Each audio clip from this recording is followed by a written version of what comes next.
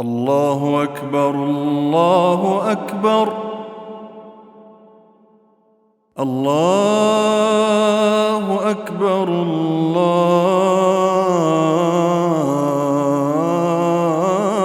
الله أكبر. الحمد لله نشر بقدرته البشر وصرف بحكمته وقدر وابتعث محمدا إلى كافة أهل البدو والحضر.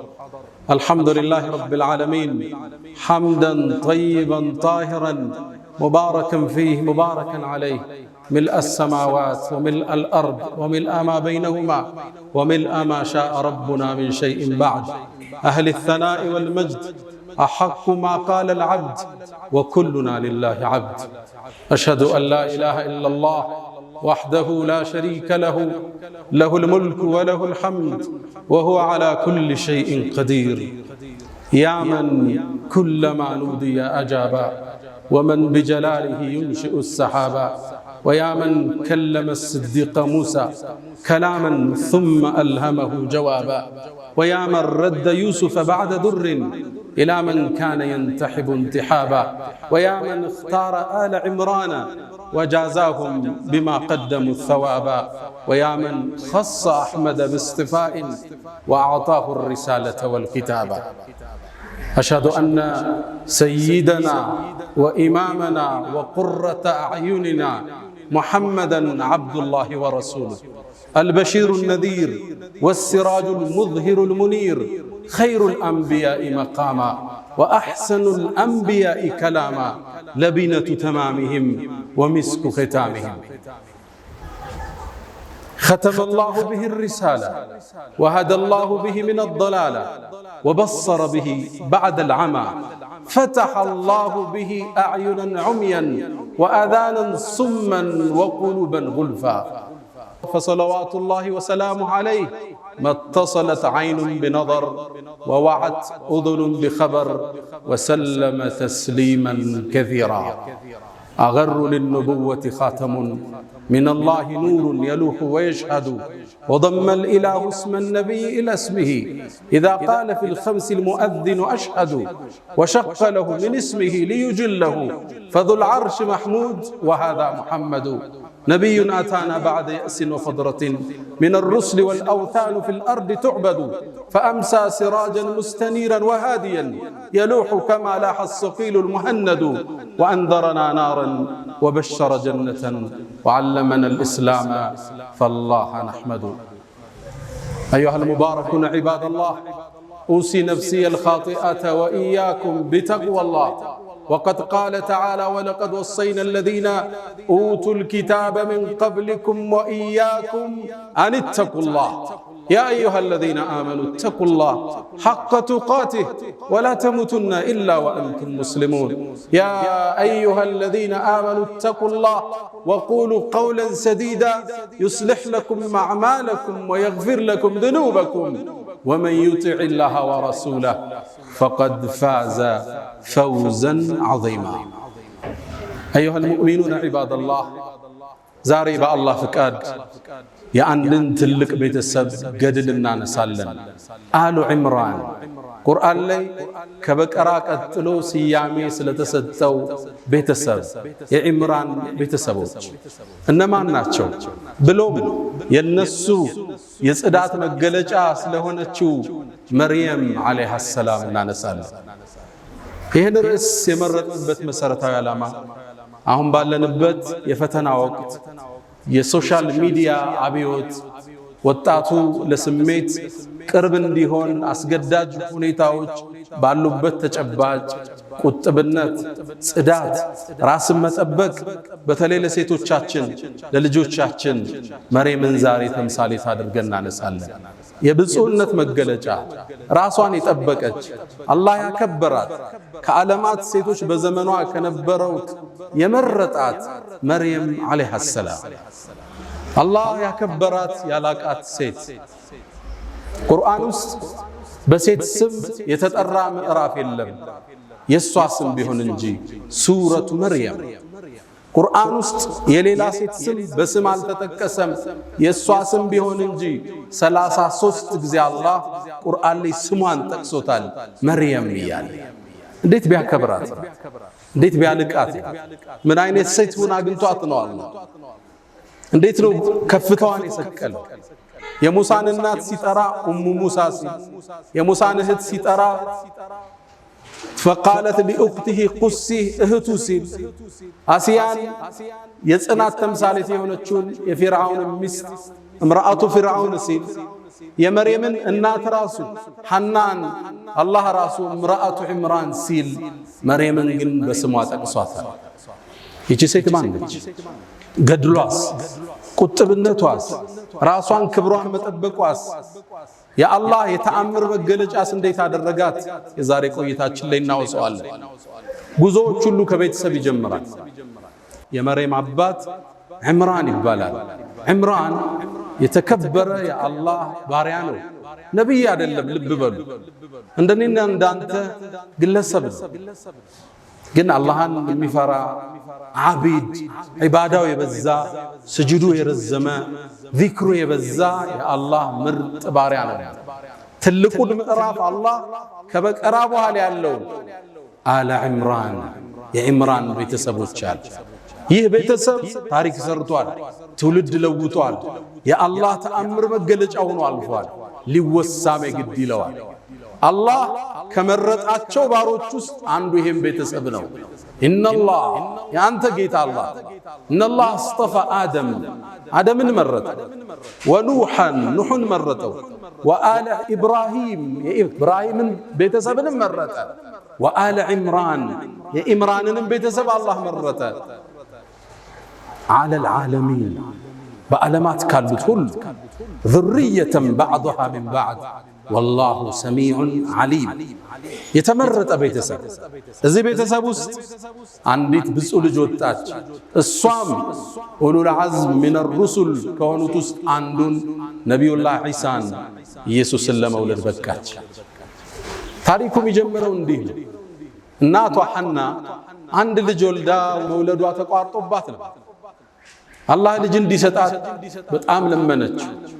ከዓመታት በኋላ አላህ ከዒምራን ከባሏ እንድታረግዝ አላህ ፈቀደ። ያኔም ጽንስ መያዟን ስታቅ አንድን ዱዓ ወደ ሰማይ አሻገረች። ልብ በሉ፣ አንዲት ሴት ነች። ያወራችው ኖሬ ግን አላህ ተቀብሎት ቁርአን ውስጥ ተረከለ። አንተ አታቅም ያረከውን ዱዓ የዓለማት ጌታ ተቀብሎ አስተላልፎት ፈጽሞልህ ሊሆን ይችላል። አላህን ተመሳጠረችው።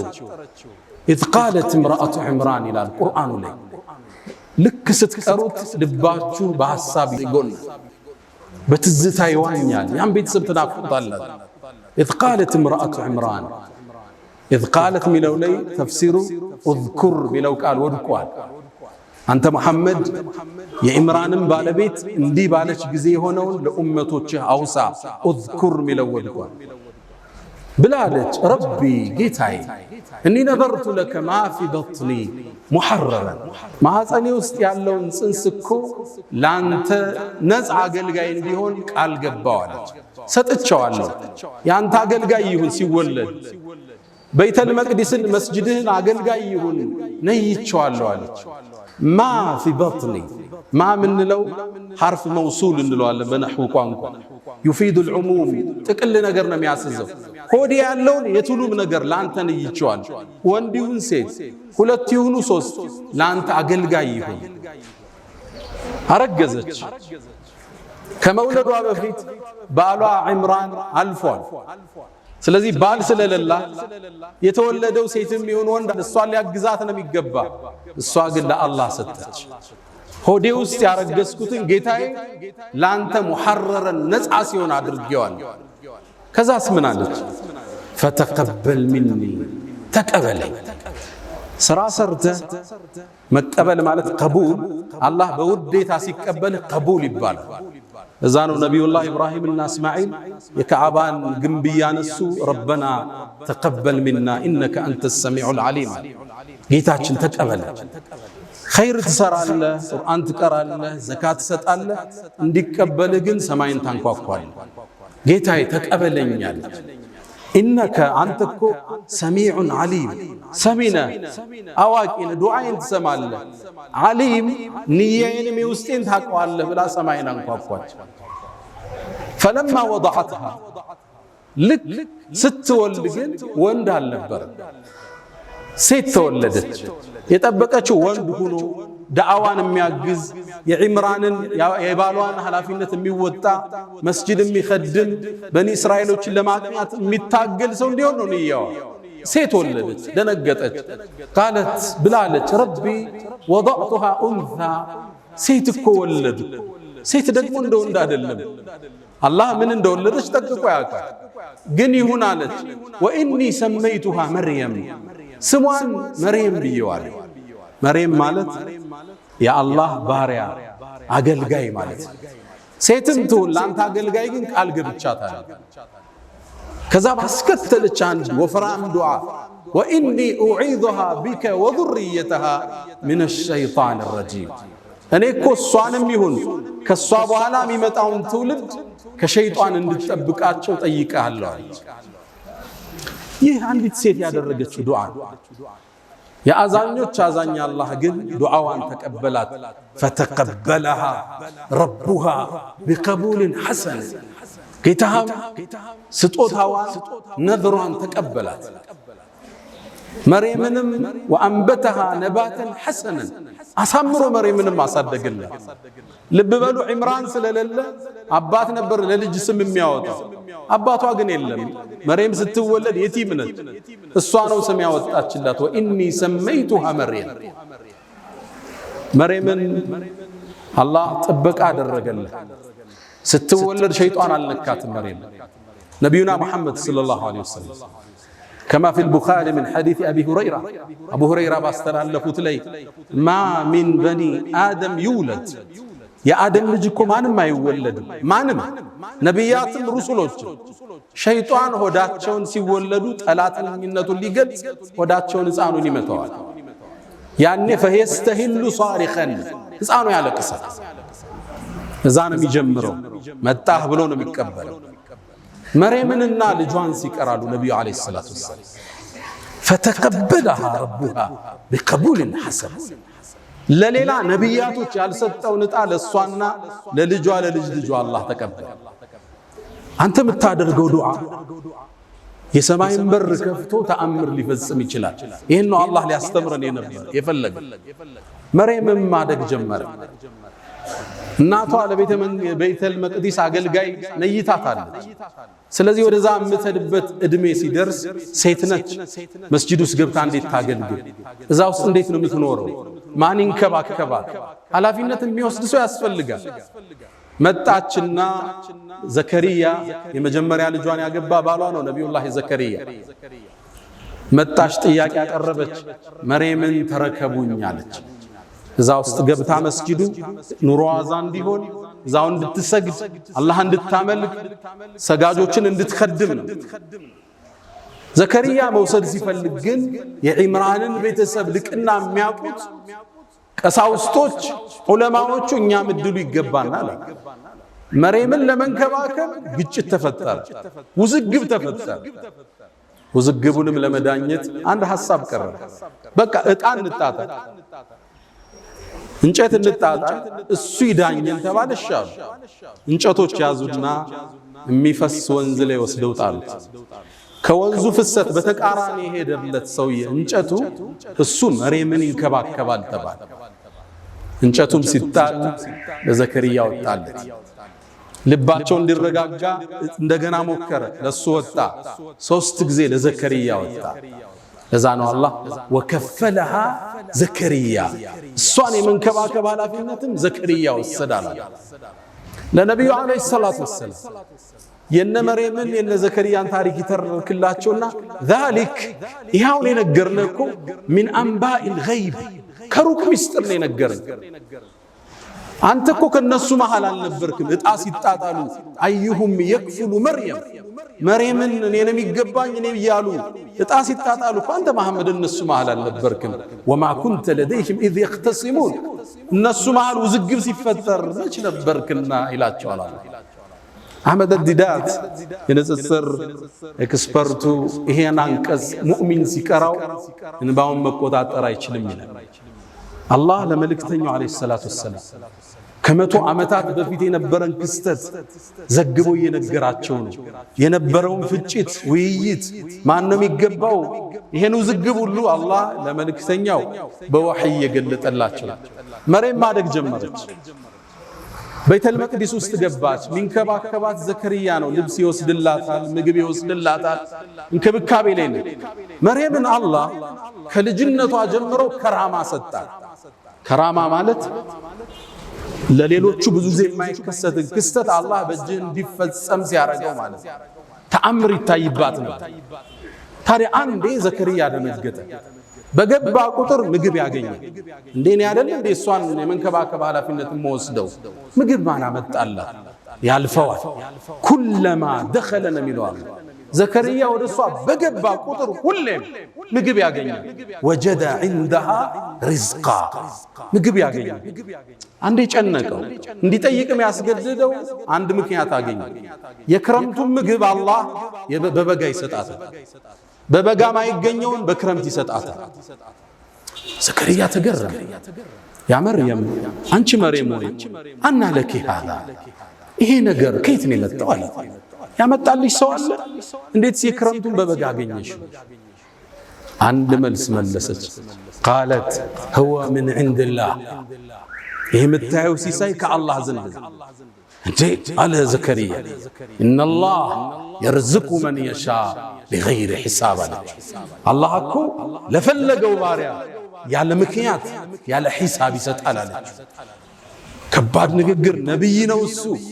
እንዲህ አይነት የቂን ከታናሿ ልጅ አየ። ሁናሊከ አላህ ነቢዩላህ ዘከርያ ልጅ አልወለደም ነበር። እድሜው 120 ዓመት ደርሷል። ሚስቱ 98 ዓመቷ ነው። ወካነት امرأتي عاقرا ማነች በዚህ ላይ እንዴት ታዲያ አላህ ያለ ገደብ እንዲሚሰጥ የበጋውን በክረምት ከሆነ እኔ ባረጅም ሚስቴ መሃን ብትሆንም ልጅ አይሰጠኝም እንዴ? ቻይ ነው አላህ አለ። የመርየምን ክስተት ሲያይ ወንድኔው ተነሳ። ሁናሊከ አላህ እዛ ቦታ አለ። በአረበኛ ቋንቋ ሁና ስንል እዚህ ማለት ሁና ከስንል ትንሽ ፈቀቅ ሲል ሁናሊከ ስትል በጣም ሲርቅ ነው። አላህ እዚህ ቦታ ላይ ከመርየም ወጥቶ ነው ዱዓ ያረገ። ለምን እዛ ቦታ አለ አላህ? ነቢዩላህ ዘከርያ ይላሉ ሙፈሲሮች ልጅ አልወልድም የሚለው ተስፋው ጥግ ላይ ደርሷል። አርጅቷል። ሚስቱ መሃን ነች። እዛ የመነመነ ተስፋ ዳርቻ ላይ ሆኖ ዱዓ ወደ ሰማይ አነሳ። ረቢ ሀብሊ ሚን ለዱንከ ዙርየተን ጠይባ ኢነከ አንተ ሰሚዑ ዱዓ። አላህ ወይ ልጅ ስጠኝ፣ ዱዓን ተቀባይ ነህ አንተ። በእርግጥም አላህ የሕያ የተባለ ልጅ ሰጠ። መርየም ማደግ ጀመረች። ዒባዳዋ የበዛ ነበር። ሶላቷ የበዛ ነው። ዚክሯ የበዛ ነው። ሌት ተቀን ዒባዳ ላይ ነች። አላህ ለትልቅ ዓላማ እያዘጋጃት ተአምር ምድር ላይ በሷ ሊከስት ነው አለ። መላእክት ላከ። አንዴ እየሰገደች እያለ መላእክት ጠሯት። አንቺ መርየም አሏት። ማን ነው የሚጠራኝ? መላእክቶች ነበሩ። ኢነላህ አስጠፋኪ አላህ መርጦሻል አንቺ ወጠኸረኪ አጽድቶሻል። ወስጠፋኪ ዐላ ኒሳኢል ዓለሚን በዘመንሽ ካሉ ሴቶች ሁሉ አንቺን አላህ መርጧል አሏት። ያ መርየም አንቺ መርየም እቁኑቲ ሊረቢኪ ወስጁዲ ወርከዒ መዐ ራኪዒን ከሰጋጆች ጋር ኢባዳሽን ጠንክሪ ለትልቅ ዓላማ ታጭተሻል አሏት መላእክቱ። መርየም አደገች። እድሜዋ እየገፋ ሄደ። 17 ዓመት እንደሆናት በአንድ በተባረከ ቀን ወደ ምስራቃዊ ቦታ ከቤተል መቅዲስ ለቃ ሄደች። እዛ ቦታ ስትሄድ ከሰማይ ሰማያት ሌላ መልእክት ተላከ። መላእክቱ ጅብሪል ሐዋውን እየቀዘፈ ፊት ለፊቷ ተከሰተ። ክስተቱን ቁርአን በሚያምር መልኩ ተርኮታል። ይሄን ትረካም የኛው ነጃሺ ይሄ መስጂድ የተሰየመላቸው ታላቁ ንጉስ ሲሰማ እንባቸውን መቆጣጠር አልቻለም። አላህ እንዲህ ይላል ወዝኩር ፊል ኪታብ መጽሐፍ ውስጥ አውሳ መርየምን አውሳ ኢዝ እንተበዘት ሚን አህሊሃ መካንን ሸርቅያ ከቤተሰቧ በምስራቃዊ በኩል ተገንጥላ በሄደች ጊዜ ፈተኸዘት ሚን ዱኒሂም ሒጃብ ራሷን ጋርዳ ወደ ዒባዳ ወደ ተፈኩር ቁጭ አለች መሬት። ፈአርሰልና ኢለይሃ ሩሐና እኛም ጅብሪልን ላክነው አለ። ሩሕ ስሙን ጅብሪልን አላህ ሩሕ ይለዋል። የሰው ልጆች ሩሕ ሕይወት የሚገዛበትን ነገር ይዞ ስለሚመጣ ወሕይን ስለሚያወርድ ማለት። ፈአርሰልና ኢለይሃ ሩሐና ጅብሪልንም ላክነው። ፈተመሰለ ለሃ በሸረን ሰውያ የተሟላ ሰው ሚያምር ቆንጆ ወጣቱ ነው። ፊቷ ተሰየም ጋርዳ ተቀምጣለች። በየት ገባች? ደነገጠች። እኒ አዑዙ ቢረሕማን ሚንክ እኔ በአረሕማን ካንተ እጠበቃለሁ በአላህ ኢንኩንተ ተቅያ አላህ የምትፈራ ከሆነ ራቀኝ አለች። ጅብሪል መለሰ ቃል እነማ አነ ረሱሉ ረቢኪ እኔ ጌታሽ መልእክተኛ ነኝ። ሊአሀበ ለኪ ጉላመን ዘኪያ ምርጥን ጽዱን ልጅ ልሰጥሽ ነው የመጣው። በሌላ አነባበብ ሊአሀበ ለኪ ሚለው ሊያሀበ ለኪ ጌታሽ ሊሰጥሽ በሚልም ተነበረ። ሁለቱም ተመጋጋቢ ናቸው። ጅብሪል እንደ ሰበብ ስላደረሰ ልሰጥሽ አለ። እሷም እንደ ብስራት አልቆጠረችው። እንዴት ሊከሰት ይችላል? እኔ ትዳር ይዤ ከባሌ አረገዝኩ አይባል አሊያም እማምፅ ጋለሞታ አይደለሁም በዝሙት ምሰራ ልጅ እንዴት ሊኖረኝ ይችላል አለች። ጅብሪል ቃል ብሎ አላት ከዛሊክ ነገሩ እንዳልሽው ቃለ ረቡኪ አላህ ግን ይልሻል هو علي هين ይሄን ተአምር መከሰት ለኔ ቀላል ነው ብሎሻል። ወሊነجعله آية للناس አላህም ለሰው ልጆች ምትወልጂው ልጅ የተአምራት መገለጫ ሊያደርገው ወረሕመተን ሚና ከአላህም ዘንድ እዝነት ሊሆን እሱን ለተከተሉት ወካነ አምረን መቅድያ መርየም ይሄ ጉዳይ ከላይ ውሳኔ አልፎበታል አላት ጅብሪል። ከዛም ነቢዩ ዓለይሂ ሰላቱ ወሰላም ይላሉ ጅብሪል ወደ ማዕፀኗ እፍ አለባት። መርየም ወዲያውኑ አረገዘች። ስታረግዝ እቺ ብዙ ሴት ነች፣ በዒባዷ የምትታወቅ ነች። እርግዝናዋን እንዴት ትግፋው? እንደምንም ደብቃ በአምልኮ አሳለፈች። ዘከርያ ተንከባካቢዋ ነው። ሲያያት ያረገዘች መሰለች። ከዛም ጠጋላት። አንቺ መርየም አላት አንድ ዘር ያለ ሌላ ዘር ይበቅላል እንዴ አላት። እየጠየቃት መጀመሪያ ዘር የፈጠረው ያለ ዘር አይደል አለች። መልሷ ከበደው። አስከተለላት አንቺ መርየም ወይ አንድ ሰው ያለ አባት ልጅ ሊኖረው ይችላል እንዴ አላት። አዎን አባታችን አደም ያለ አባትም ያለ እናት አይደል የተወለደ አለች። መልሷ ከበደው። ፊት ለፊት መጣላት። መርየም ሆይ አርግዘሻል። ሚስጥሩን ነገረችው። ዘከርያ ሆይ መላእክት መጥቶ አብስረውኝ ከሰማይ መላእክ መጥቶ እንዲህ ተከስቷል ብላ ነገረችው። ዘከርያ ይህን ክስተት ያቅናል። ምጧ እየጨመረ ሄደ። ማንተኗ እርግዝናዋ በትክክለኛው የሙፈሲሮቹ ንግግር 9 ወር ቆይታለች። የመጨረሻ የመውለጃ ጊዜዋ ሲደርስ ተገንጥላ ከቤተሰቦቿ ራቀች። አዋልዱኝ እንዳትል ከማን አረግዝኩ ልትል ታገሺ ብሏታል አላህ። ተአምር ሊከሰት ነው ብሏታል። ብቻዋን ርቃ ሄደች። መካንን ቀስያ ነው ብለዋል። ከዛም የደረቀ የቴምር ዛፍ አለ፣ እሱን ተደገፈች። ምጡ መጣባት። ልብ በሉ የ17 ዓመት ወጣት፣ በዚህ ላይ ድንግል ነች። አዋላጅ በዙሪያዋ የለም። ምጡን ብቻዋን እያማጠችው። ምጥ ከባድ ነው ድንግል ለሆነች ሴት። ታዲያ መርየም ልትወሳ ይገባት? ምጥ ውስጥ ስትገባ ልጁ እየተወለደ ነው። አመማት። ከዛ ደግሞ ልጁን ወልዳ ይዛው ልትሄድ ነው። የታመጣሽ ሊባል ነው። አባቱ ማን ነው ሊባል ነው። ጭንቅላቷ ፈረሰ። فقالت يا ليتني مت قبل هذا ከዚህ በፊት ሙቼ በነበር ምን አለ وكنت نسيا منسيا ተረስቼስ በነበር አለ። ወዲያው ዒሳን አላህ አወጣው። ልጇን ኢየሱስ ተወለደ። فناداها من تحتها ملائكة يتطرات عليهم ልጇ ይባላል። ልጇ የሚለው ቀውል አصح ነው። ምነው ለሚቀጥለው ተአምር መንደርደር ያስለው። فناداها من تحتها الله ዒሳን አናገረው ከሆዷ እንደወጥ።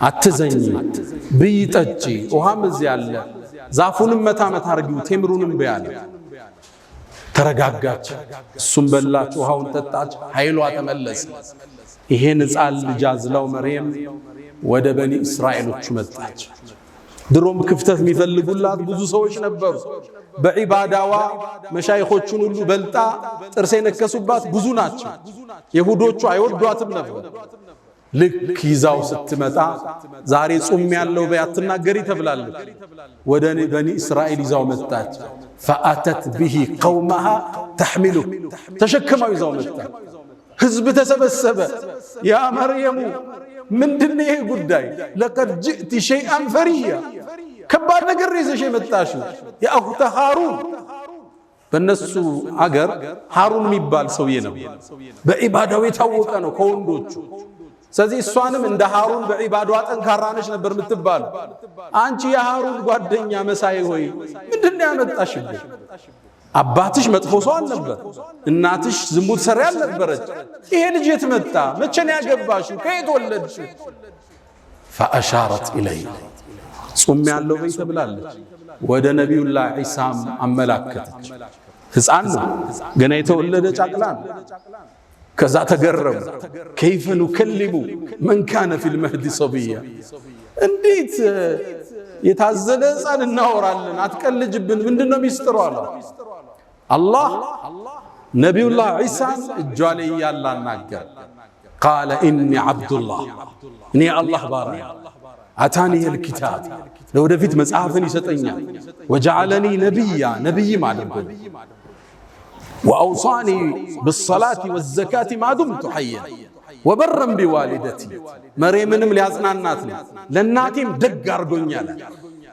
ولم يجعلني جبارا شقيا والسلام علي እናቱን አሁንም ያጽናናት በኔ ላይ ሰላም ይስፈናል ሕፃኑ ኢየሱስ والسلام علي يوم ولدت ويوم اموت ويوم ابعث حيا الله ያለ አባት ልጅ ፈጥሮ ለበኒ እስራኤል አሳያቸው ሁሉም ነገር ቻይ ጌታ እንደሆነ ገለጠላቸው ሕፃን ልጅ እንደማይናገር ያውቃሉ አናግሮ አላህ አሳያቸው ይሄ ሕፃን ነገ ትልቁ ነው ይላካል ተከተሉት ማለት አላህ አስከትሎ ምን አለ ذلك عيسى ابن مريم ኢየሱስ ማለት እንግዲህ ይሄ አላህ እኮ ልጅ ሊይዛ ይገባው ሱብሃነ ጥራት ይገባው ኢየሱስ እንዴት ልጅ ሊሆን ይችላል እንዴት የጌታ ስልጣን ተጋሪ ሊሆን ይችላል ذلك عيسى ابن مريم የመርየም ልጅ ኢየሱስ ማለት ይሄ ነው እንግዲህ አለ አላህ ልጅ ሊኖረው አይገባም ሱብሃነ አንድ ነገር ሲፈልግ ሁን ይለዋል ይሆናል አላህ ኢየሱስን ልጅ አድርጎ ሊይዛ ይገባው ማለት ኢየሱስም ንግግሩ ሲቋጭ ምን አለ አላህ ረቢ የኔ ጌታ እሱ ነው ወረብኩም የናንተም ጌታ ፈዕቡዱ ተገዙት هذا صراط مستقيم ቀጥተኛው መንገድ ይሄ ነው አላቸው ከዛ ትልቅ ቤተሰብ ከዚች ብፁዕ ወጣት ኢየሱስ የተባለ ከታላላቅ ነቢያቶች አንዱ የሆነ ኡሉል ዐዝም ሚነ ሩሱል ምድር ላይ ተከሰተ ጥብቁነት ሽልማት አለው ቁጥብነት ደረጃን ከፍ ያረጋል ራስን መጠበቅ ለሽልማት ለእንደዚህ አይነት ታሪክ ያበቃል መልካምን እንስራ ከመጥፎ እንራቅ አላ ወስተግፊሩ ረበኩም ፈቱባ للمستغفرين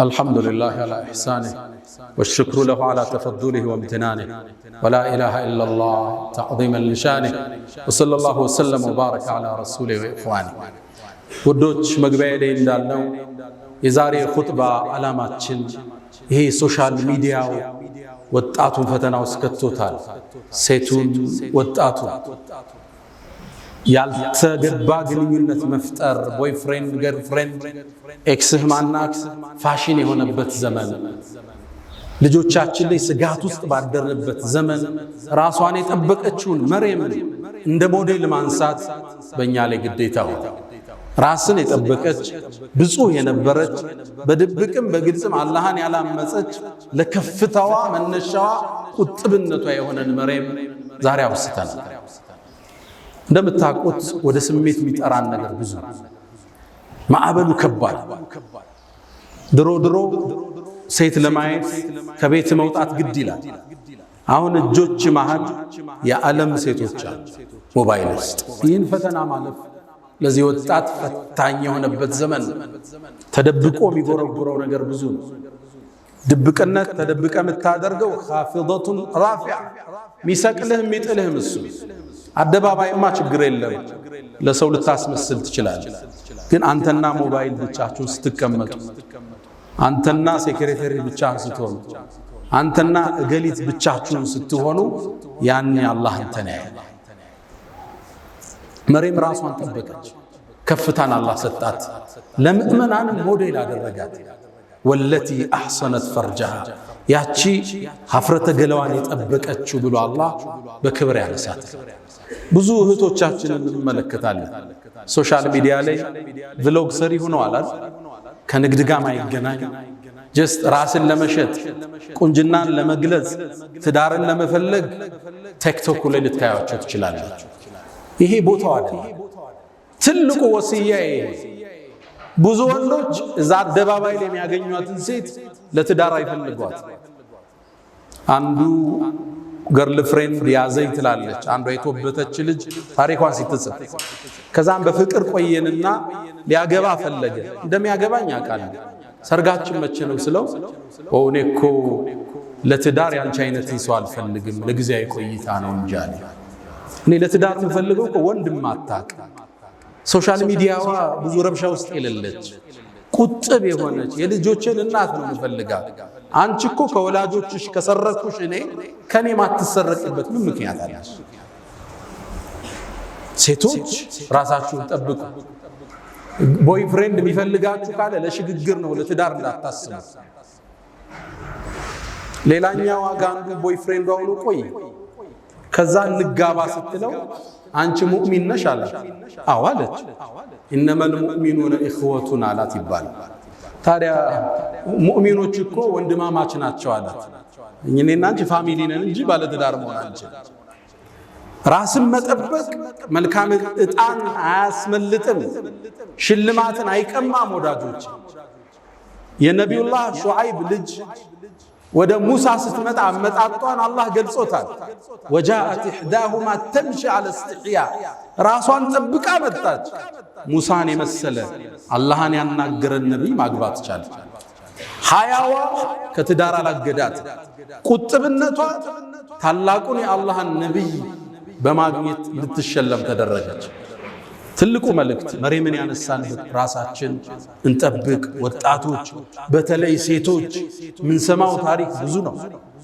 የብዙ ሰዎች ህይወት እየተበላሸ ፊውቸራቸው እየጨለመ መጫወቻ እየሆኑ ነው የወጣቱ። ራስን መጠበቅ ለቁም ነገር እስክትደርሱ ቤተሰብ ሸልሞ እስኪድራችሁ ድረስ ስሜትን ማረክ፣ ራስን መቆጠብ ከመርየም የምንማረው ታሪክ ነው።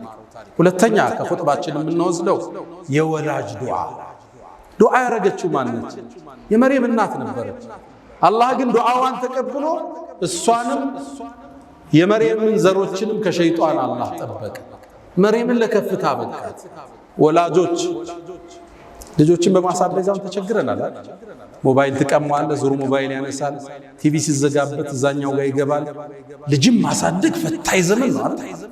ይሄ በተርቢያ ብቻ እናልፈው፣ እንዲቀራ በመቆጣት በመቆጣጠር ብቻ አንችለው። ዱዓ የሚባል መሳሪያ አላህ እንዲያገረው ለልጅ ብቻ የሚደረግ ዱዓ ነው።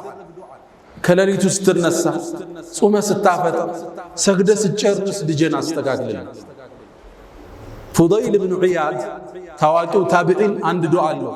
አላሁመ ልጁ ነበር አስቸገረ፣ ይመክረዋል፣ አይሰማውም፣ ይረብሻል፣ አመፀኛ ሆነ።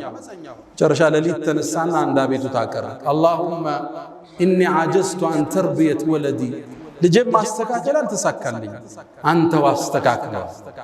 እሱም የሚመስል ምርጥ አላህ አረገ።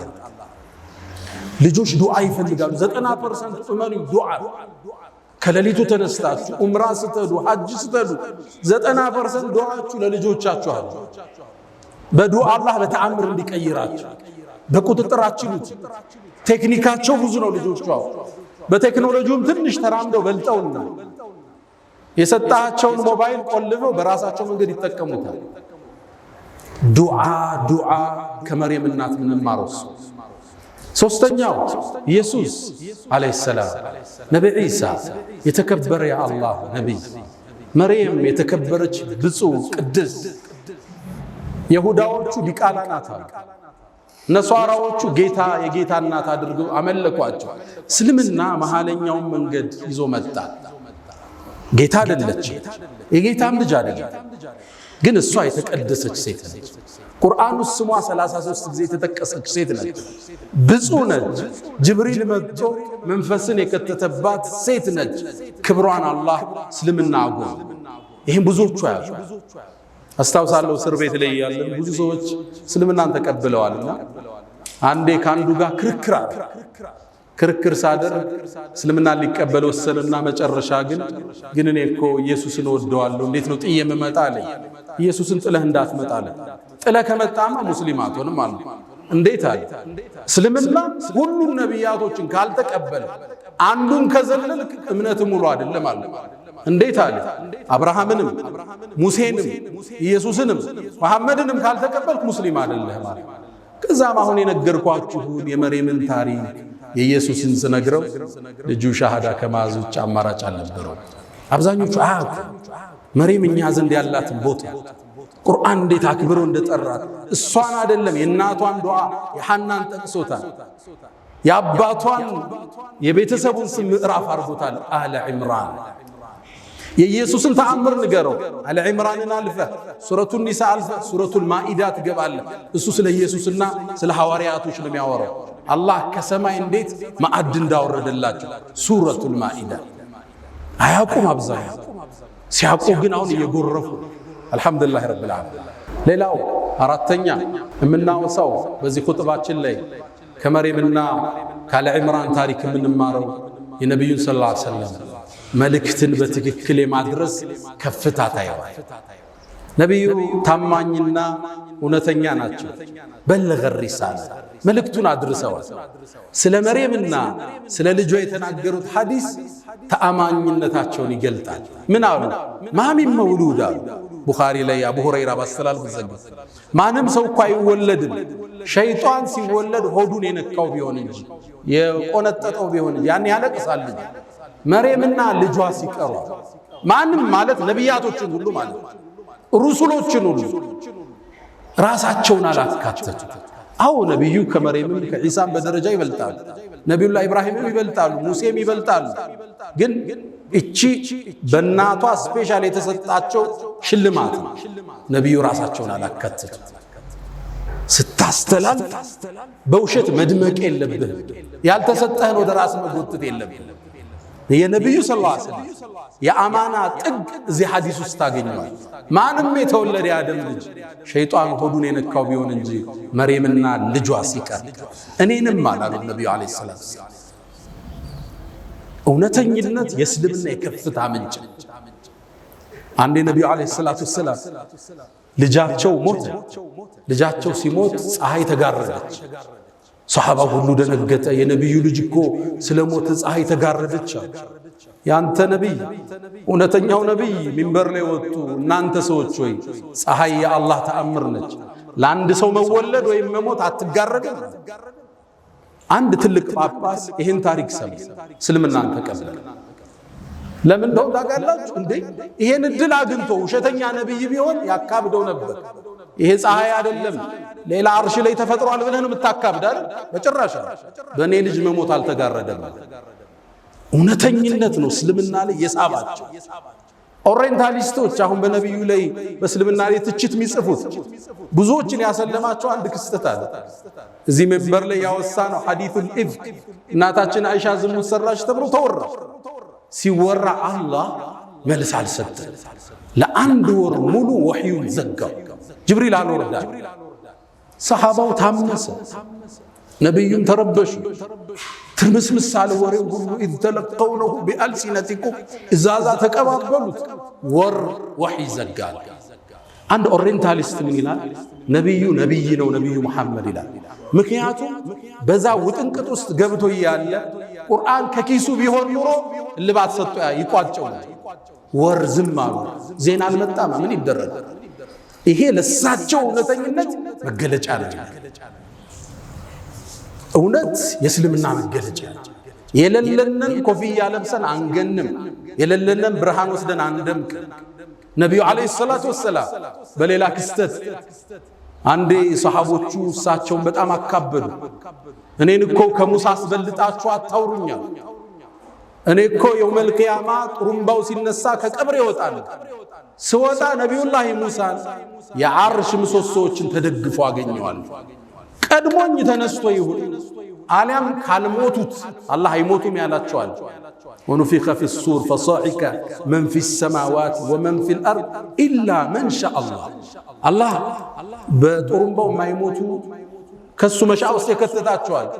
ሙሳም አምልጦ ይሁን እዚህ መሻ ውስጥ አሊያም ቀድሞ የተነስቶ እንደሆነ አላቅም፣ ከሱ በላይ አታጋኑኝ ይላል። ራሳቸውን ዝቅ ሲያረጉ ማለት እውነተኝነት የእስልምና መገለጫ የከፍታቸው መገለጫ ነው። አላ صلوا وسلموا على البشير النذير والسراج المنير وعلى آله وصحبه أجمعين. يا من تحبون النبي محمدا صلوا عليه وسلموا طول المدى، فصلاتكم وسلامكم نورا لكم بأمسكم وبيومكم ولكم غدا. إن الله وملائكته يصلون على النبي يا أيها الذين آمنوا صلوا عليه وسلموا تسليما. اللهم صل على محمد وعلى آل محمد كما صليت على إبراهيم وعلى آل إبراهيم، وبارك اللهم على محمد وعلى آل محمد كما باركت على إبراهيم وعلى آل إبراهيم في العالمين إنك حميد مجيد. اللهم أعز الإسلام والمسلمين وأذل الشرك والمشركين ودمر اللهم أعداءك أعداء الدين.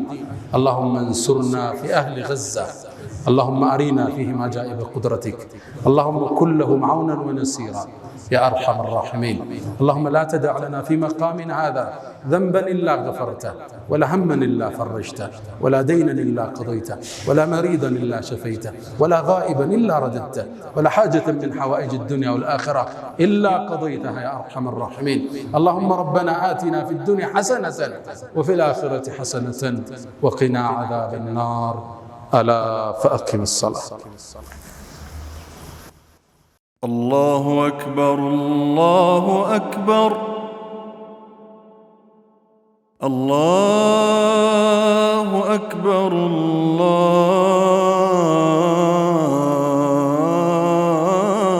الله أكبر.